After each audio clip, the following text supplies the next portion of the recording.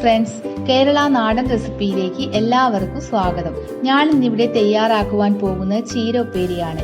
അതിനു മുൻപായി നിങ്ങൾ ആദ്യമായാണ് എൻ്റെ യൂട്യൂബ് ചാനൽ കാണുന്നതെങ്കിൽ വീഡിയോയ്ക്ക് താഴെയുള്ള ചുവപ്പ് കളർ സബ്സ്ക്രൈബ് ബട്ടൺ അമർത്തുക, കൂടെ ബെൽ ബട്ടണും. വീഡിയോ ഇഷ്ടമായാൽ ലൈക്ക് ചെയ്യാനും ഷെയർ ചെയ്യാനും മറക്കരുത്. ഇനി ഇതെങ്ങനെയാണ് ഉണ്ടാക്കുന്നത് നോക്കാം.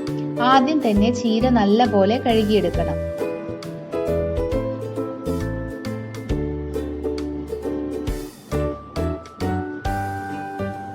കഴുകിയെടുത്തതിന് ശേഷം ചീരയുടെ വേരുഭാഗം കട്ട് ചെയ്ത് മാറ്റാം.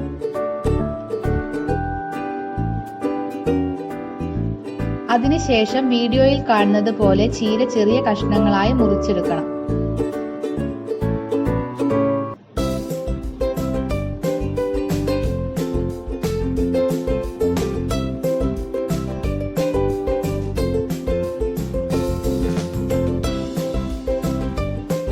ചീരയെല്ലാം ഇവിടെ കട്ട് ചെയ്തെടുത്തിട്ടുണ്ട്. അടുത്തതായി 1/4 കപ്പ് തേങ്ങയും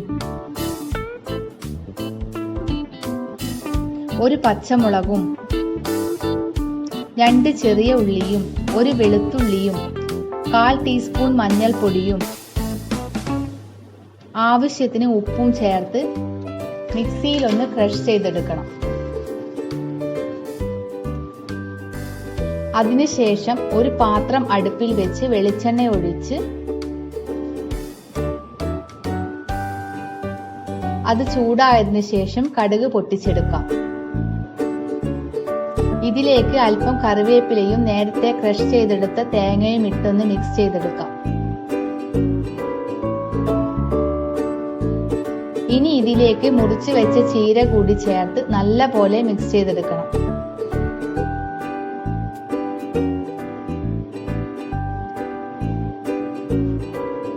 ഇതിൽ വെള്ളം ചേർക്കേണ്ട ആവശ്യമില്ല.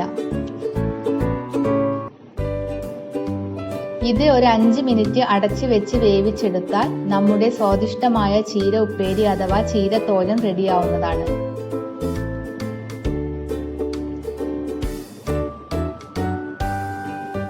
എല്ലാവരും ഇത് ട്രൈ ചെയ്ത് നോക്കണം. സബ്സ്ക്രൈബ് ചെയ്യുവാൻ മറക്കല്ലേ. വീണ്ടും മറ്റൊരു വീഡിയോയുമായി കാണാം. നന്ദി, നമസ്കാരം.